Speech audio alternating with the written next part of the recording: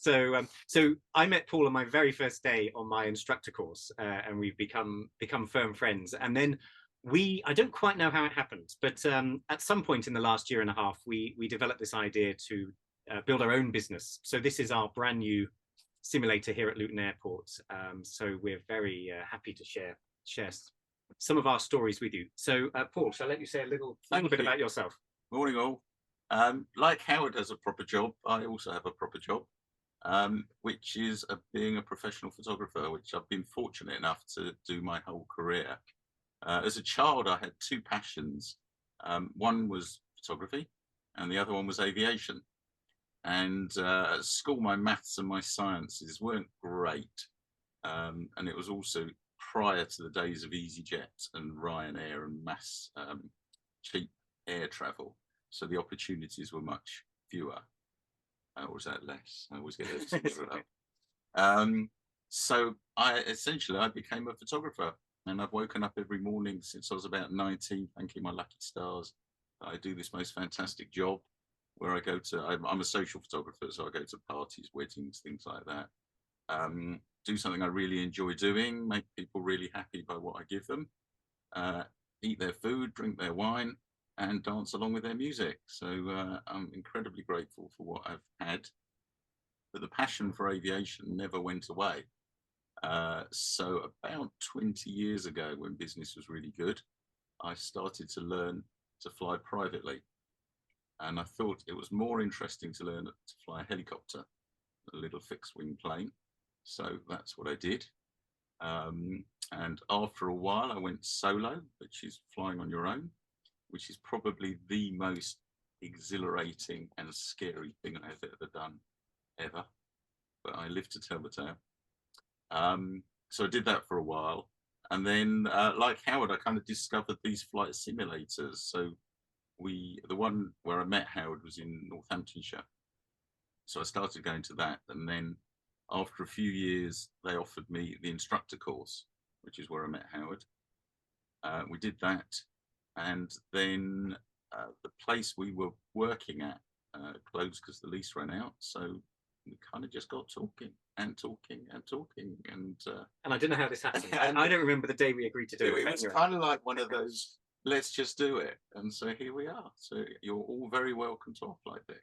Brilliant. Yeah, and in fact, I think, Rick, it would be really great if you could pin Howard's screen. I know he's going to show some slides in a minute, but it would just be really great so that we can all see it, because currently we're flying over somewhere. So Howard, there's a beautiful blue sky behind you. Where are we?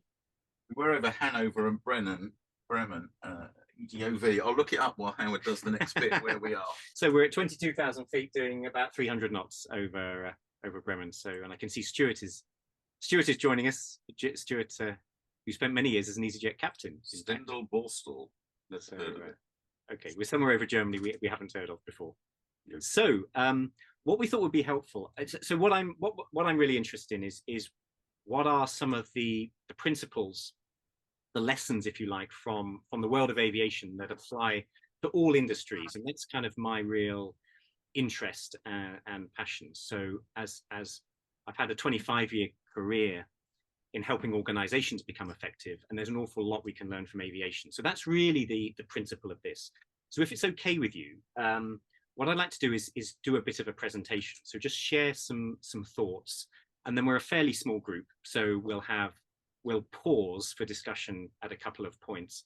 Philippa's going to kind of host. So if you have questions, maybe initially put them into chat, and if there's quite a few questions, Philippa, just call out and we can pause the presentation. I don't just want to do a one way for too much, but I plan maybe to talk for 20 minutes or so and share some ideas, and then we'll have plenty of time for discussion.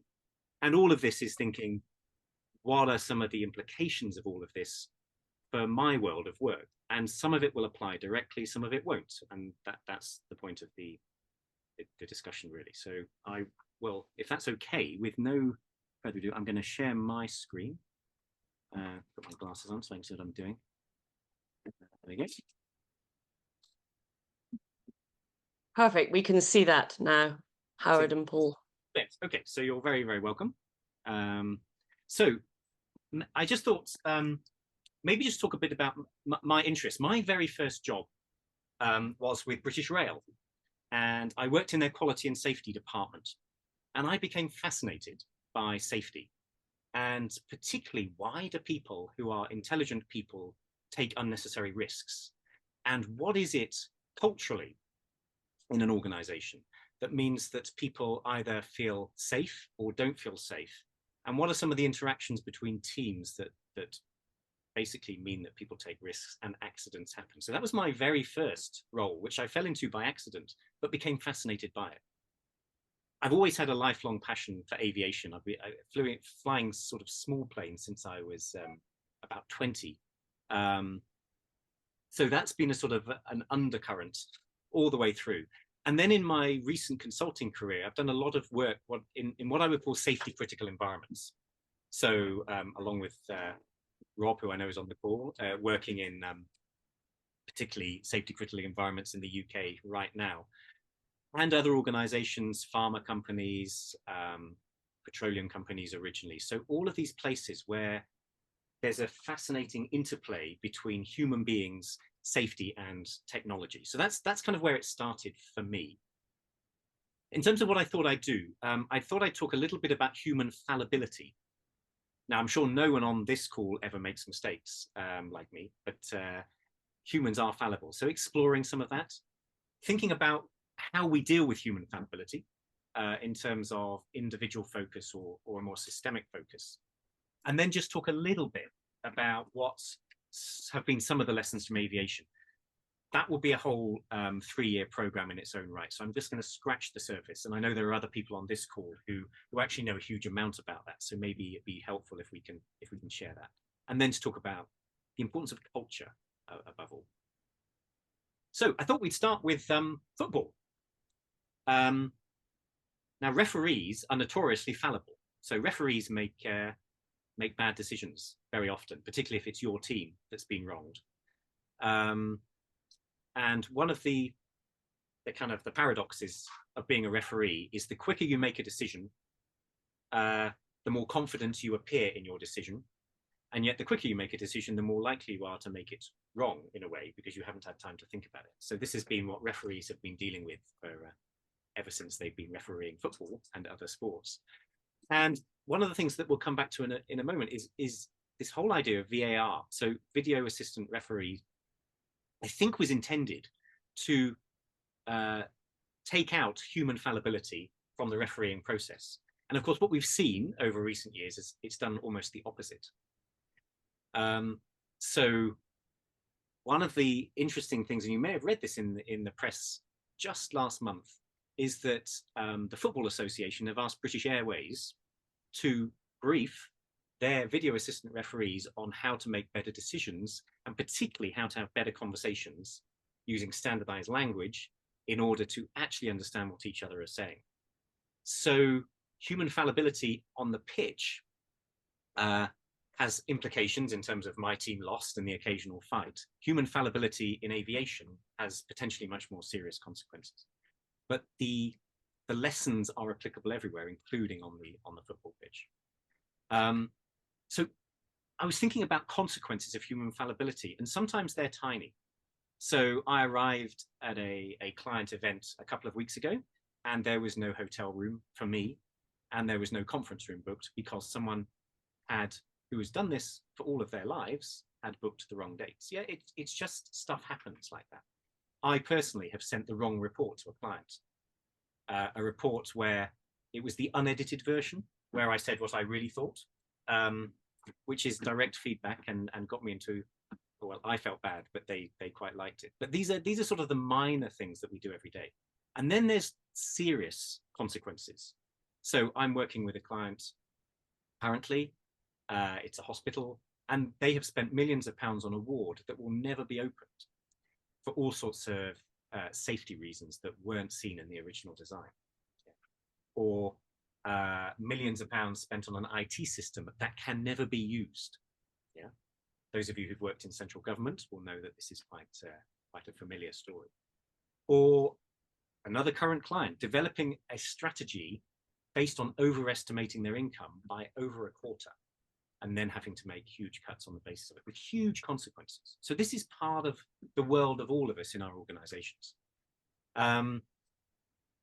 So what makes us fallible? Why do we make mistakes as humans? And I'm going to run through a few and then just share a few aviation related examples. Overconfidence. So in a way, I guess our ancestors had confidence as a very attractive trait. Yeah, if you're confident, you are the leader. If you're confident, you attract other people. So there's a positive to confidence, and overconfidence is this sense that, yeah, I can do it. I'll be fine because I've done it before. I know what I'm doing. That's a helpful trait in certain times, and on a flight deck, it can be lethal, actually, if it's not balanced. And the same in organizations that you might be working with. Optimism bias. It's an interesting psychological phenomenon. So anyone who's ever watched an episode of Grand Designs, it's a lesson in optimism bias. We'll complete this by Christmas. It's always Christmas, isn't it? Or we'll complete this before our child is born. Or we'll do this within this budget of 500,000. And the drama of the program is revealing their optimism bias, which is actually, it's ended up costing 50% more. It's added on another year. But this is a kind of a psychological phenomenon that it will be okay and we'll sort it. And we can see this translated into big infrastructure projects in the UK, HS2 budgets, timelines, or in terms of delivery of projects. And it might be the same in your own organizations. We'll get this done by this point in time. So it's a lovely trait to have, optimism, but there's a cost associated with it as well. Superiority illusion. This is a famous psychological phenomenon, the Dunning-Kruger effect. There's quite a lot of research around this, and it's quite contentious in some ways, but it's the idea that I'm actually better than I think I am. So if I asked each of you to rate your driving ability, you would probably put the general trend is we'd all put ourselves in the upper quartile, which of course can't be true unless this particular program, this call this morning, has attracted a particularly competent group of drivers. So it's this idea that we are better than we think we are. And there's some lovely graphs which suggest that the worse you are at something, the more likely you are to overestimate your ability. And the better you are at something, you have less of that. And actually there's a crossover point where actually if you're very, very skilled at something, you actually underestimate your ability. But it's the idea that I can do this. And there's a double whammy with the Dunning-Kruger effect, which is this, which is this idea that incompetence includes being unable to differentiate between competence and incompetence. So it's difficult for the incompetent to even recognize their incompetence. Yeah, it's a bit of a double whammy. So in a sense, the less able we are to do something, the less able we are to even recognize. So it's in a sense not knowing what we don't know. So we've got 3 so far. The fourth is ego. And again, ego can get in the way. So ego gets in the way of leadership in many ways. So ego is a positive trait. If it's overplayed, it becomes a negative trait. And there are many, many stories throughout the history of aviation where accidents have happened because someone comes in, if you like, as the godlike character that cannot be challenged, that thinks they know it all. And then, of course, because they're human beings and fallible, get into real trouble. I'm going to spend a little bit, we'll talk a case on this one. Seniority gradient. In aviation, it's often called the cockpit gradient. So can we challenge people who are more senior than us? And there are many, many accidents, sadly, throughout aviation history, caused by, or at least an important aspect has been, an inability of people to challenge what was going on. And one of the great achievements of aviation in most countries over the last 20 or 30 years has been to reduce that gradient and make it okay for things to be said. So famous example, this is United Airlines Flight 173. This was, I think, in 1978, a flight heading to Portland from New York, so Portland in Oregon. There's absolutely nothing wrong with that plane. It's a DC-8. You wouldn't see any around anymore. Old piece of vintage kit. Absolutely nothing wrong with that. And that plane crashed just short of its intended destination because it ran out of fuel. And there was a whole chain of events, but basically, two of the flight deck crew knew that they were running out of fuel and were unable to challenge the captain. So the captain was going around for another approach and another approach and another approach.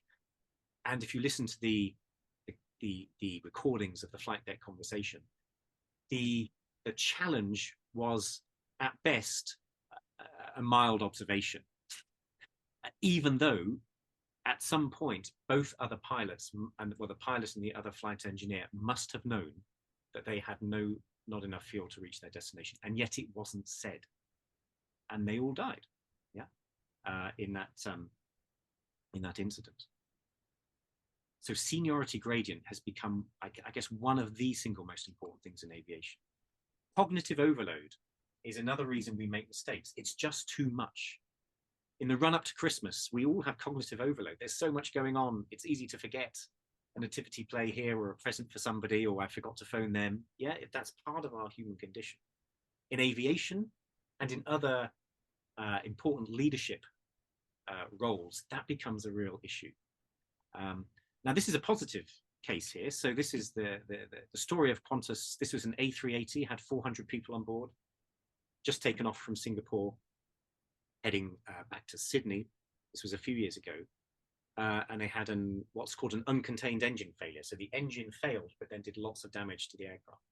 And this landed safely back in Singapore about 3 hours after it took off.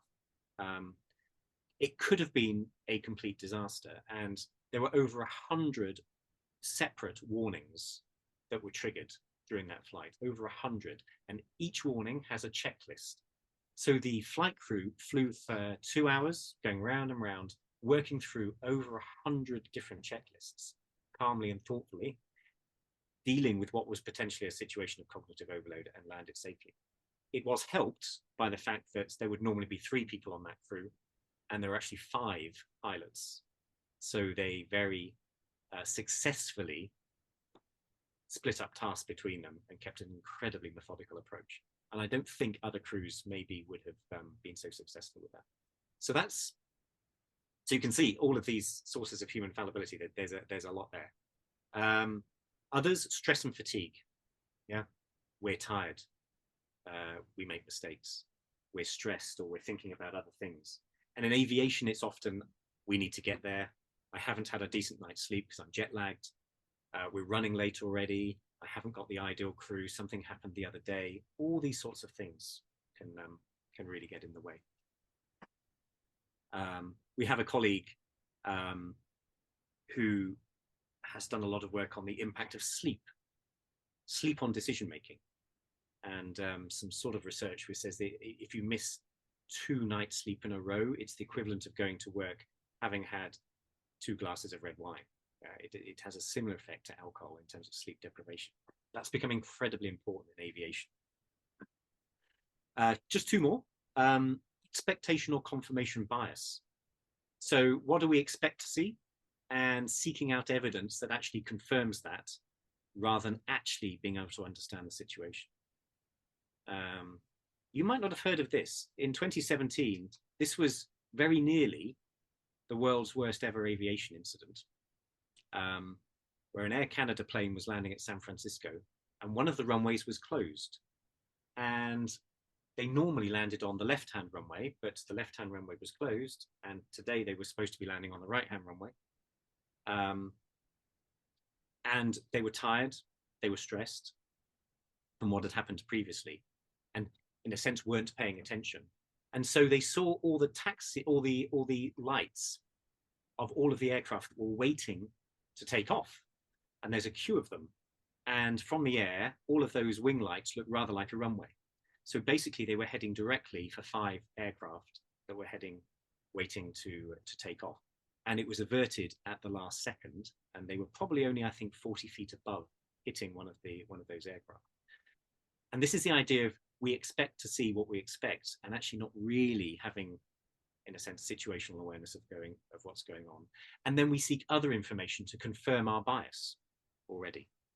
Yeah. So we seek out things rather than trying to analyze the situation. And then finally, distraction. Yeah, we're concentrating on one thing and we're distracted. The truth is, human beings can't multitask. We can do things in quick succession, but if any of you now, and this isn't, we all do it on calls, maybe your phone has popped up or there's an email popped in, you are distracted from the conversation here, and that's perfectly human, but it allows, it causes us to make errors. This was an incident that happened a long time ago. An Eastern Airlines, that's a TriStar, crashed into the Everglades in Florida because all members of the flight crew became obsessed with a faulty indicator light that turned out to be nothing more than a bulb that had gone. All 3 of them became obsessed on this and were distracted and didn't notice that the autopilot had disconnected, and basically the plane just gradually descended and hit the Everglades, and everyone on board was killed. Nothing wrong with the aircraft apart from one bulb, and the crew became distracted. And this particular incident led to the beginning of what's called, then was called cockpit resource management, is now called crew resource management, which is actually really being clear about dividing roles and responsibilities and trying to overcome some of these human fallibility sources. I think, Philippa, shall I just pause there? Because this was a sort of a maybe. And I was just thinking we might have a quick chat about fallibility and the implications of it in our own organizations. And is it, yeah, shall we divide into maybe a couple of groups and just maybe spend a few minutes having that conversation? Yeah, 6 or 7 minutes. So it's about a sort of an honest assessment of our own fallibility and what do we see in our own organizations. Yeah. Yeah, so I think if your memory is very poor, just take a quick screenshot or just take a quick photo. But essentially a conversation about fallibility, and I think we've come off that. If we can go back to that. You're thinking actually that's probably a useful one to take a screenshot of, actually. Okay. Yes, that's a good one as well. So Rick, if you could just put us into 2 breakout groups, because I think that would be a good sort of size, and just we'll have a conversation for 6 or 7 minutes just about fallibility and what we're seeing in organizations and the impact of it. Good to see you. I'm just wondering whether I've got a little bit more presentation to do where we take the focus slightly differently. But before then, I'm wondering, and I know Philippa and Chris, you were in each of your groups. Whether you or anyone from the groups just wanted to reflect back the sense of your conversation and what you found yourselves talking about, any observations or lessons? Yeah, I think it would be great to hear back. And I know that we were actually rudely cut off as we were brought back, forced back, because actually we were just talking, and Stuart was just talking about the difference between how in the crew resource management people are encouraged, even if you're the most junior cabin member, to speak up to if you see a captain or whomever is saying something wrong. And we were just equating it to the health industry, where actually it can be really hard for people, say, non-medics, to challenge medics, even if there's something quite obvious. But I don't know, Stuart, if you want to add anything to that, but it would be lovely to hear from both groups. You're on mute, Stuart. Yeah, no, I just interesting. I was just saying that the whole, as Howard will testify and support, the whole sort of aviation safety is predicated on everybody speaking up and owning up when they've cocked up. Now, I don't think that, I don't put people off, but there's never a perfect flight. There's always some issue.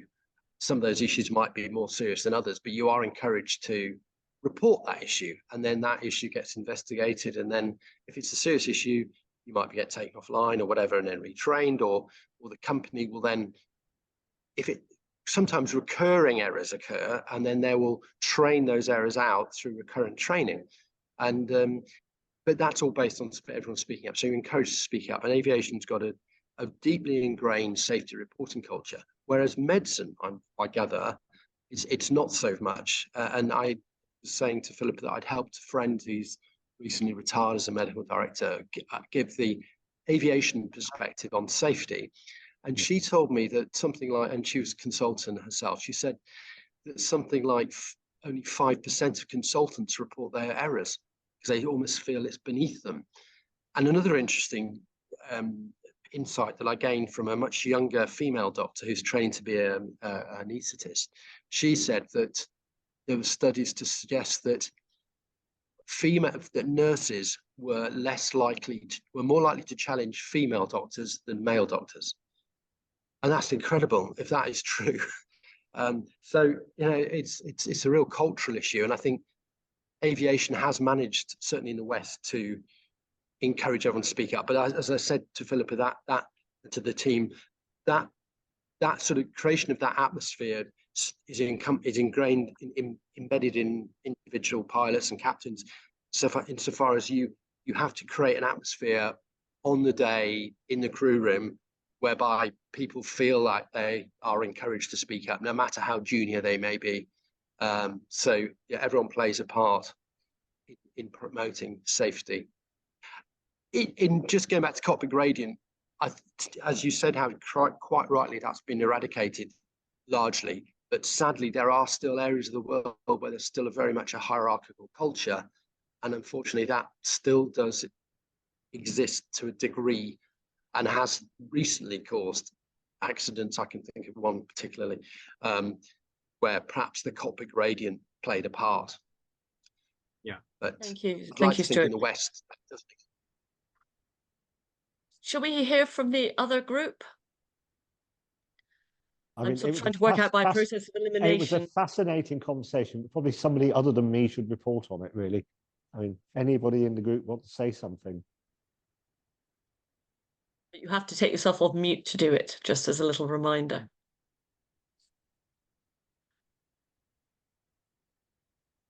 Somebody from the other group? Speak up.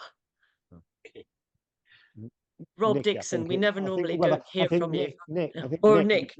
Nick was about to come in. Yeah. Well, yes, I'm Butch demure, but I was fascinated by the observation that fallibility can come from observing the rules and getting and I paraphrase, a sense of overconfidence that everything else will be right because you're observing rigorously one set of rules. And I think that comes back to the Everglades incident, which was spotting the innocence warning flash and missing the fact that you were just about to die, which seems a bit sad. And I think that's a counter point. And then we repeated also the point about aviation and its apparent openness and needs to find the facts rather than worry about blame, or certainly as an issue at the outset. Yeah, no, nicely done. And I was just struck by just how, first of all of us had experienced all of these causes of failure at some point and recognized that we'd been responsible for many of them ourselves from time to time. So and the other thing that struck me as I was listening was there was a program on Radio 4 just the other day about whistleblowers, and the number of times where people have been drummed out of their careers in the health service for pointing out failure, or potential dangers, and have actually, been embroiled in years of court cases for doing it. And how different that is to aviation, and indeed to good factory process too. Because on my monster secondment to a manufacturing company at the moment, and I notice how rigorous that company is at spotting, writing down not just failures but possible sources of failure and near misses. And how often do we write down and get interested in near misses in the boardroom, near misses in a leadership team? We just never do it. Brilliant. Brilliant. Okay, well, it was great. It's great to hear. It sounds like you had a couple of really helpful conversations. Is it okay if I present just a few more ideas, and then we'll have a bit more time for chats, and then we'll wrap up? Is that okay? And some of what I'm saying is exactly where you've got to. So it's a sort of a reiteration of some of being more specific really around lessons from aviation and other safety critical industries and what that might mean, particularly in terms of issues around culture and speaking up, and feel like just setting the tone by which we work. So if it's okay, I'll just talk for a few more minutes and then we'll have more time for chat. Is that okay? Yeah, if you've got slides, are you going to put up another slide again? If I can find it, I will. There we go. No, that's great. I was just sort of going to say, if you think we're looking at a slide, we weren't looking at one. So Oh, no, there was a slide there. And are we recording again? I think that. Yes, we are recording again. I've lost his mic. Yeah. Where are we now, Paul? Are we somewhere we're over? still over Poland. We're over Poland, apparently. We're just flying east. We took off from Luton and we're just heading east. So we'll see where we get to by the end of the call. So, in a sense, this is what we've just been saying about where, with human fallibility, what do we focus on? Do we focus on the human, the individual, or do we focus on the system? And they take us in very, very different directions. Yeah, someone's made a mistake. What is our human response and what is our organizational response to that? So I will share with you, this is more of a personal story, actually. This is at the time, a 42-year-old Russian-built Antonov AN-24 parked up in Cambodia. So probably not the sort of average airline that you might fly on, but because I love aviation, I flew on this very plane in May of 2007. And I flew from a town called Siam Reap to a town called Sihanoukville, and it was only a 45-minute flight. And I was very, very anxious on this flight. There were only 4 passengers. My partner and 2 other passengers were on the flight. And there was a crew of 5. And this plane was 42 years old. And it was only when we were finally coming into land and I could see the ground that I started relaxing, because I was thinking, maybe this is a bit dodgy. Yeah. And very sadly, the following month, this very plane with the same crew on the same route crashed into the mountain before landing, and 25 people on board were killed. And it was a huge shock to me. I was really, really stunned by this. And it's an example of many of those parts of human fallibility coming together. So ego, overconfidence, confirmation bias. There was absolutely nothing wrong with this 42-year-old Russian-built plane, working perfectly. The captain knew the area well. The weather was bad. The air traffic control repeatedly said to the captain, "Can you confirm your position?" And the captain became very vague. The air traffic control said, "Do you have visual?" In other words, do you have visual with the ground? And the reply from the captain was, "We will in a minute." In other words, no. And sadly, the captain, through, in a sense, overconfidence, just flew the plane into a hillside. So very, very, very sad incident.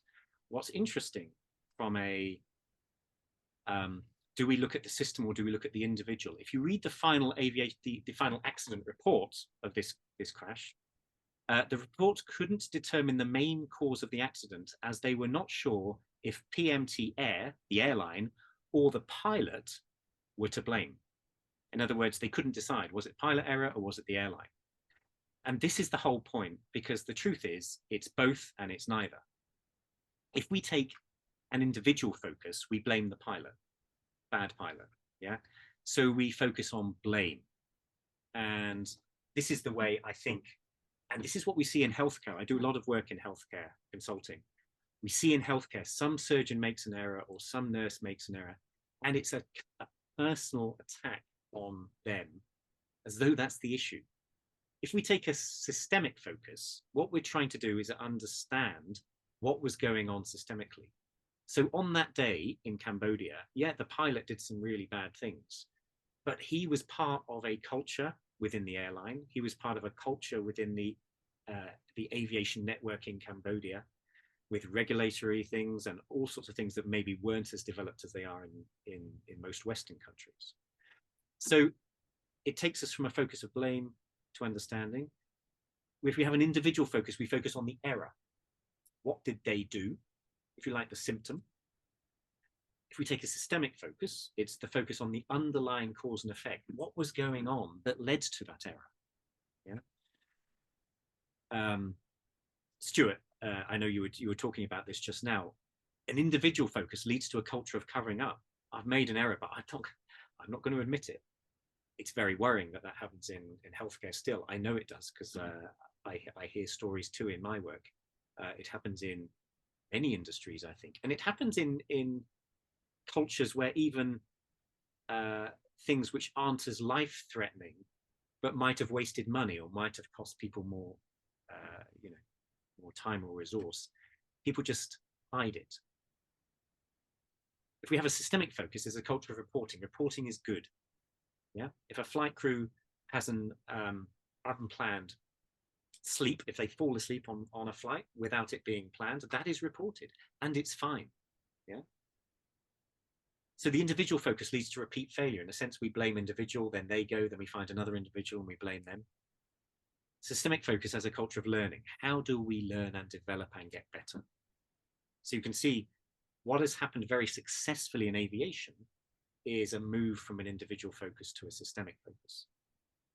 And here's a graph to prove it. Since 1970 and 2020, these are fatal accidents per million flights. And in 1970, I can't see the actual figure because my screen is being hidden. 5 million, 5 per million. A million flights, and it's down to 0.11. So that's roughly one. The figure last year was something like roughly 1 fatality in 11 million flights. So you're probably going to die of something else before you die in a plane crash, is the truth of it. So huge, and that is against a 5-fold increase in aviation traffic in that same time period. So it's staggering. And if you compare this to, we keep on going back to health. If you compare this to health, the figures are extraordinary. So cockpit crew resource management. Originally it was cockpits because it was the flight deck. Now it's crew. And as Stuart was saying, anyone, the most junior flight attendant on their very first day should be able to point something out to the most senior training captain in the airline. So there's a whole, and it was developed initially by United Airlines in the 80s and NASA, and has been adopted around the world. And it's a philosophy. So in a sense, it's making the best use of all of the resources we have available. That's human resources and other resources that are around us. Now, there's a whole world around this. So all I'm going to do is just pick out, I think I've got five thoughts, and then we'll end it there. So there's something about standard operating procedures and checklists.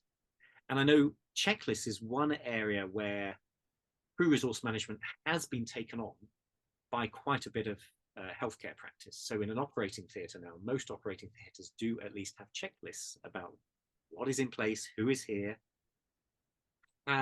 do we have everything that we need in order to begin an operation? And that has been very, very helpful in health.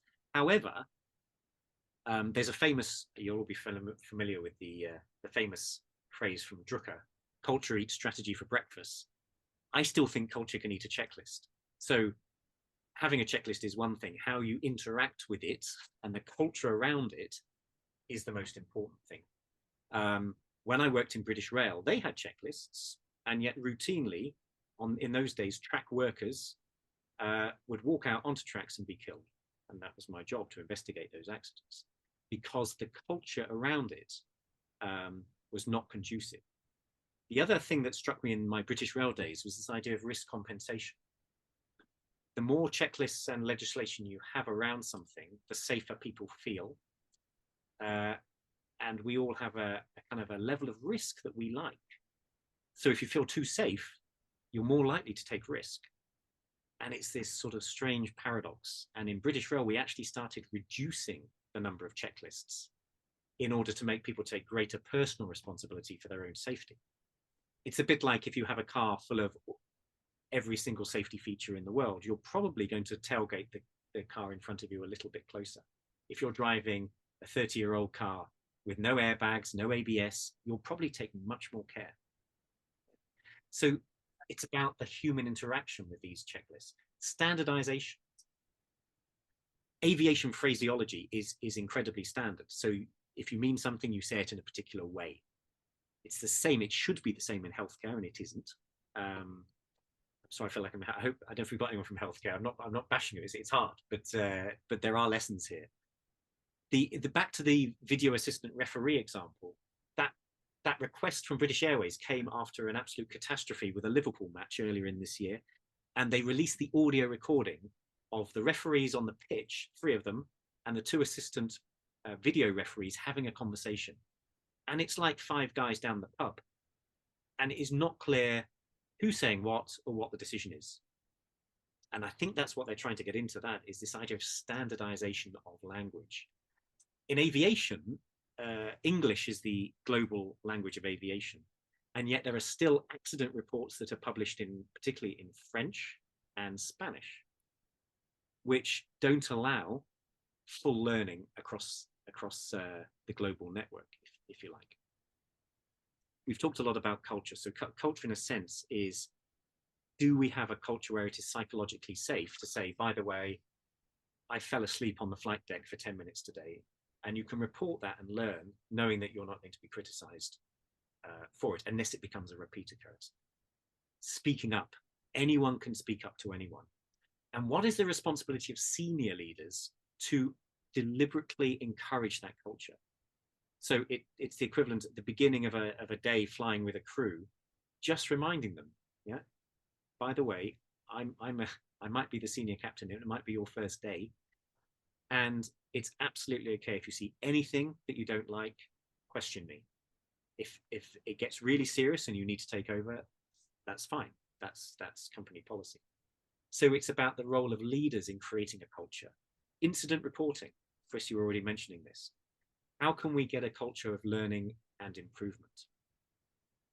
And I think if you read, we hear a lot in the press about schools and hospitals. So Ofsted.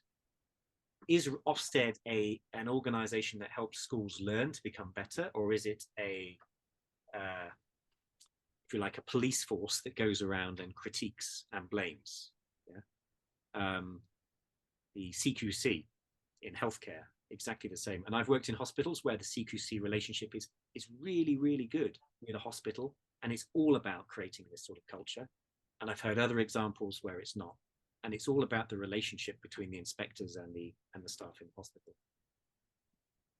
Decision-making process. There's a lot around this in aviation. How do you make good decisions under pressure? And how, in a flight deck environment, that is often quite proceduralized. And some of this will apply in other organizations, and some of it won't.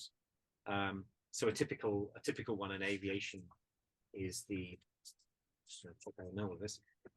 So it's this idea of a standard process through which you might make a decision. So what are the facts?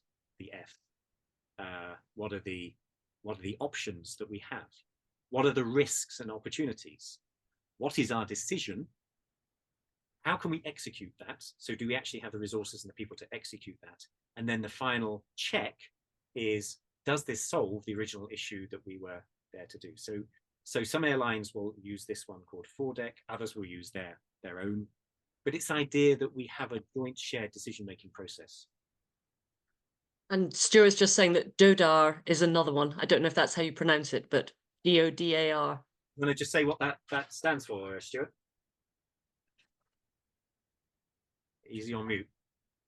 Yes, it's diagnosis, options, decide and do, assign tasks, review. Yeah. Okay. Yeah.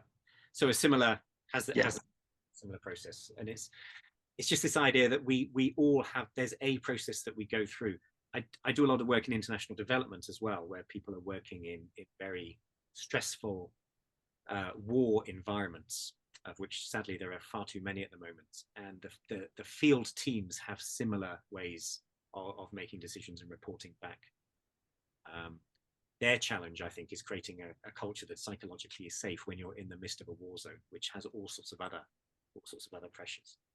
And the final one is around automation. So clearly, an awful lot of aviation is now automated. So on a flight from London to New York, there may be, I don't know, around 10 minutes of hand flying, depending on the company and the standard operating procedures, and 7 hours of automated flying.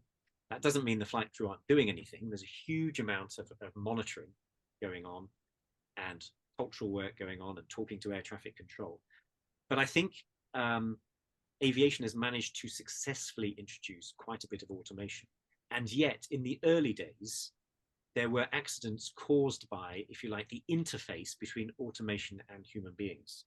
So when Airbus introduced the A320, the new fly-by-wire, there was a series of accidents which were caused, in a sense, by humans not really understanding the logic of the automated systems. And it's the interface between automation and human beings that becomes the most important thing. To be fair to hospital environments, it's still the case that, if you like, if you have an operation, maybe 90% of that operation, in most cases, is carried out manually by a surgeon, as opposed to, and only 10% of that might be automated. For most things, that's shifting.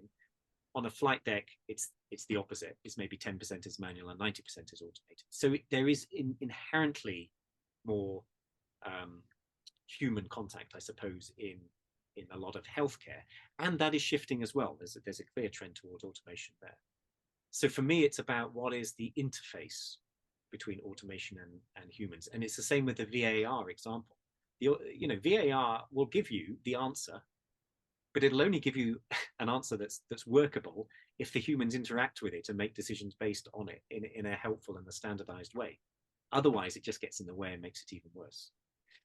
And this is going to be true in so many industries. And if we go on to thinking about AI, there's no reason why in 99.99% of cases, a computer can fly this, and Paul and I aren't needed in this flight deck. And yet for those moments, those, if you like, non-linear moments where something completely unexpected happens, at the moment, you still need a human being. But I would argue with the development of AI that won't be the case for much longer.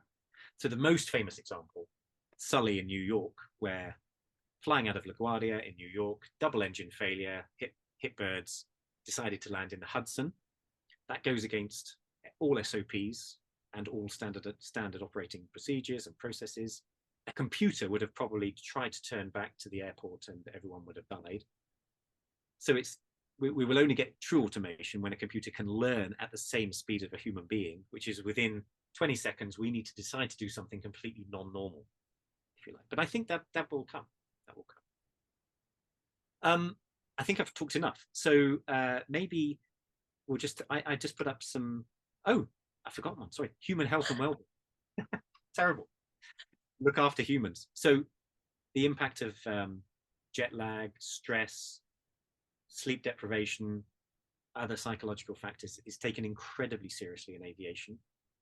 Again, in health, I don't think it is. There's something called fit to fly in aviation, where you, in a sense, you self-assess. And if you're not well, you say, I'm not well.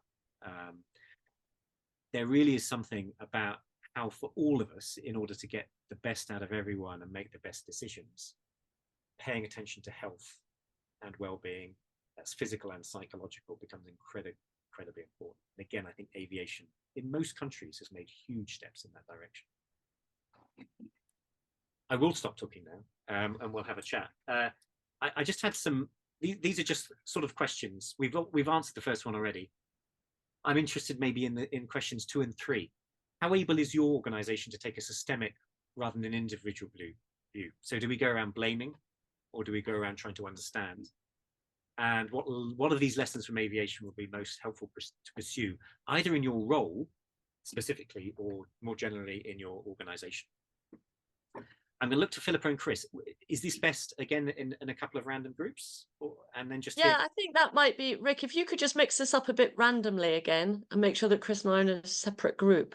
And if we just have a conversation. And the thing that was just crossing my mind, Howard, as Rick's doing that is, obviously aviation and health, they both have life consequences. And for many people in organizations, poor decisions might be made, but they are unlikely in most instances to, or in many instances, to not have life implications. And I wonder if therefore there is less impetus for the learning of some of these things. I was just thinking about, what's the motivator behind some of it, because I do remember from a personal point of view, many, many years ago, when my eldest child was about 18 months old and had woken up 12 times the previous night, and being on the tube going to work. And I remember literally thinking, thank God I do the job I do. I'm so tired. I may do really badly today.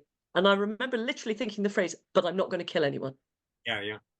And that coming back to your point about the human well-being and all the rest of it, and whether the impetus in other organizations is to do that. I think that's something that strikes me. Yeah, and in terms of the world we're in, as consultants, what's the worst that can, I do sometimes say to myself, what's the worst that can happen? I might do a bad session, I might write something incorrectly on a flip chart, I might forget someone's name. No one dies, Yeah, absolutely. But I don't think that's true necessarily in board meetings. I think people with executive responsibility can fly an organization of 100,000 people into the ground. Yeah. It's harder to track the cause, but I have seen really bad decisions that have crashed companies. I've indeed been part of that, and so many near misses. And I think all of the things you're talking about do apply to that. I'm just thinking actually that a couple of people have had to go from meetings. So actually, why don't we just take down the slides and just have a conversation together? Chat for a few minutes, and then we'll. Yeah. Perhaps Rick, you could just copy those two questions into the chat, so we've just got them there. But it'd be interesting to hear from people's experiences in other organizations, about what you've noticed. Yeah. Sort of perhaps either my comment about I'm not going to kill anyone, but equally Chris's comment about. Well, I mean, I would just say, I mean, going back to my investment banking days, I have seen in acquisitions, in times of cognitive overload, stress and fatigue, there's almost a testosterone-driven, we've worked 48 hours straight, and then somebody comes into the room and says, right, forgive me, I'm going to swear, and it's on a recording, but I literally heard a chief executive say, gentlemen, just buy the fucker. And they went ahead with a deal, and there was hundreds of millions of dollars placed on a bet that went very wrong. And how many of these bias factors went into that? And nobody could say no to this guy, Chris, you made me think of Lehman Brothers and the consequent crash, worldwide crash, right, of 2008. So, I in a way, I was thinking, it doesn't matter if the industry is involved in human life or not. It is important, whatever we do, because there are consequences of every action. We may look at them differently. The society may judge them differently, but ultimately, we're affecting other human beings. But for me, it's the culture. Whatever you do, the culture either accepts and goes, yes, please, let's go, or goes, no, oh, no way. And this is the way we do it. So for me, I've come across the culture, I'm going to use the word barrier, but it feels like that very much most of the time. I think the factors I haven't heard mentioned. Sorry, Nick, can I come to you in just a second? Hamish has been patiently waiting with his official hand up. So could we go to Hamish and then we'll come to you, Nick?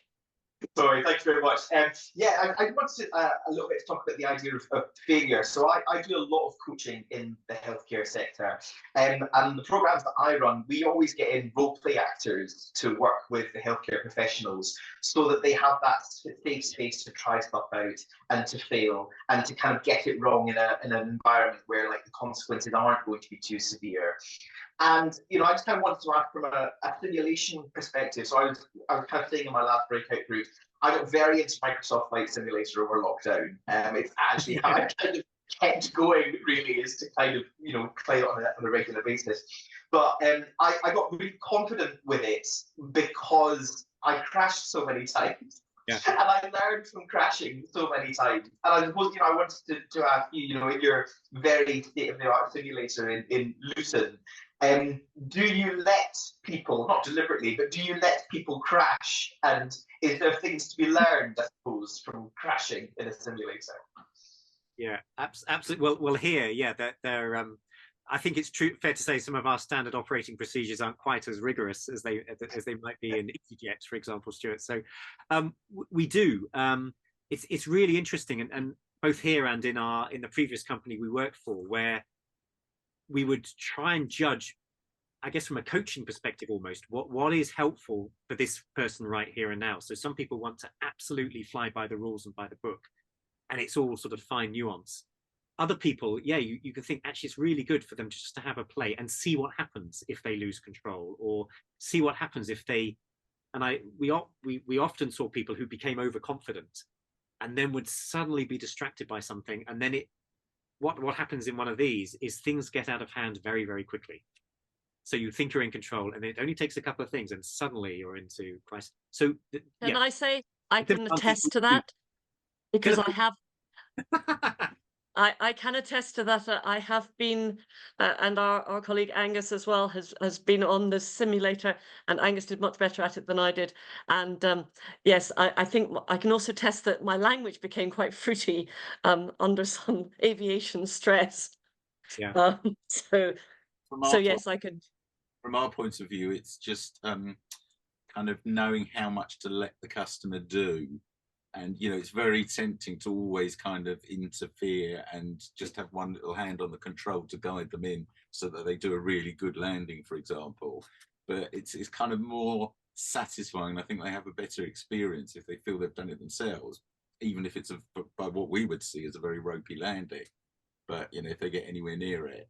So there's always a balance between kind of how we feel we should interfere and how much we should just let them go. The other thing I just wanted to say quickly was that it's very interesting hearing about this, you know, the most junior person on the crew calling out the most senior. And that's something we actually talk about in our brief to all our customers. So we do a brief before we go anywhere. And it's just trying to get across the culture of the flight deck and the culture of the aviation world, which is probably very different to maybe the culture they work in or live in. Yeah. Nick, you were going to say something. Sorry, can I just comment? So, Hamish, if you're lockdown of Microsoft Flight Simulator, you're very welcome to come and have a play. We'll test out how good you are. Yeah. Yes, I've crashed into Malaga twice before I was eventually made a successful one in a simulator sense. I'm interested in a factor of time that hasn't really been addressed that much, because all this culture of safety, which is what we're talking about, needs to be in place early, because both in medicine and in aviation, time becomes critical, because blood loss, for instance, in medicine, or what might be described as height loss in aviation, are critical factors, and somebody's got to, inverted commas, do something. You don't have the luxury of time to go through all these processes and consider this. In fact, that running out of fuel scenario was fascinating, because he had sort of seen the captain perhaps wanted the perfect landing, so the extra circuit was acceptable. And then, oh dear, I forgot the other factor. So I'm interested in time as a pressure factor on this, which we try to obviate. Yeah. And I'm wondering, do you have any, I'm just thinking in terms of your real-time experience in the flight deck I mean, my sense is there are times where you do have times, and there are times where you don't have times, and how you differentiate between the two becomes important. But Stuart, do you want to comment on that? Yeah, I think actually with most situations that occur, actually the appropriate response is to just sit on your hands and just take in what's happening for a moment. There are very few situations that require an absolutely immediate response, obviously fire, decompression, things like that. But quite a lot of the time, you just need to simulate what, especially when you've got potentially got a lot of warnings going off simultaneously. Just think what has actually gone wrong here. Let's just take a moment, because obviously, if you act too quickly, you can absolutely act inappropriately. So I would suggest that there are that many. Interesting. I remember in an earlier life doing a project with the RF Institute of Aviation Medicine, and they put these fighter pilots into a civil aviation sim, and he did everything at about 5,000 miles an hour, and actually the decision making wasn't necessarily appropriate for flying commercial airliner as opposed to a tornado at 400 knots at 200 feet. So yeah, it's interesting. An interesting observation you mentioned about having too many rules in your experience of the rail. It's interesting. There's a view that having too many SOPs can actually undermine the notion of airmanship, and actually makes people less inclined to think. So that's an interesting, which tallies and aligns with what you're saying. That actually having too many rules can actually make people just not be sensible, and that's airmanship, as we call it. That's seamanship with ships. Yeah, it was really clear to us in the rail industry many years ago, following the big disaster in Clapham in the 1999. Most of the accidents, and we were investigating fatal accidents, sadly, were caused by people just not looking, like doing crazy things that they would never do at home. Yeah, what's the famous jackets? They had all these rules. They felt safe. Yeah.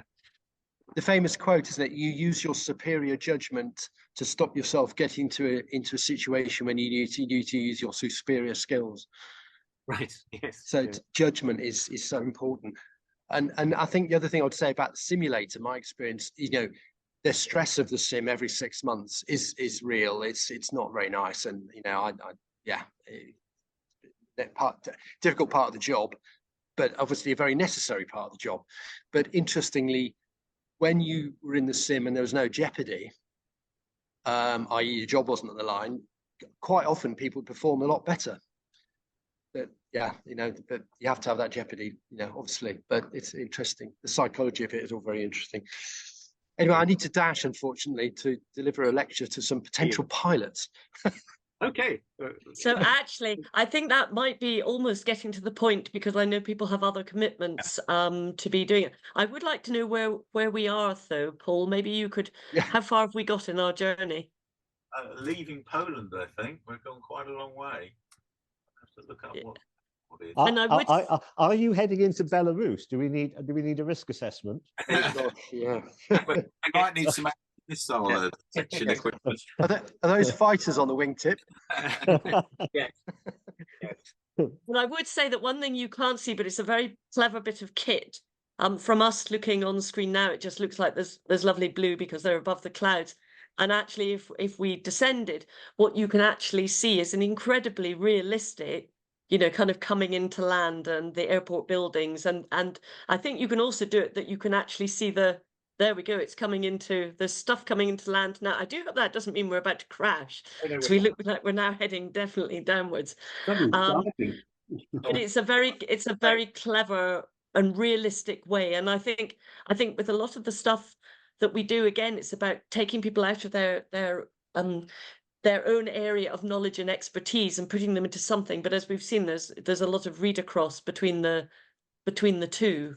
So Chris, I don't know if there's anything else you want to say just by way of closing. I think just thinking out loud. I mean, I want to come back to this. I think we should.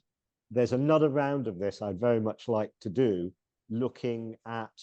I was particularly picking up on Nick's comment about time, because I'm interested in the relationship between simulation and complex systems in which you've got long time lags and delays, where you can make a safety critical decision and not see it for weeks or months, but already the accident's baked in.